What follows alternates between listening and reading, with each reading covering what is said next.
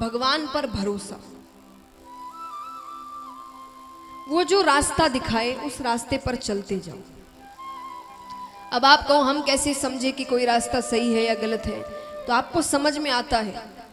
अभी तक आपने ये नहीं सोचा होगा कि वो किसकी, एक अनुभव की बात बताती हूँ। जब आप कोई गलत काम करने जाते हैं, कोई भी गलत, छोटा सा पाप है या कोई बहुत बड़ा पाप है, एक बार, सिर्फ एक बार एक धीमी सी आवाज अंदर से आती है, आपकी खुद की, आप मन से बातें होती है ना, धीमी सी आवाज आकर कहती है ये गलत है, बहुत धीमी, लेकिन उस पर संसार की आवाजें हावी हो जाती है। अरे आजकल चलता है, इतना तो सब करते हैं, आजकल कौन इतना मानता है।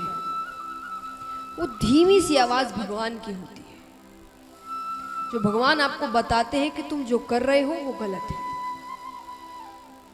पर वो बहुत धीमी होती है और एक ही बार आती है।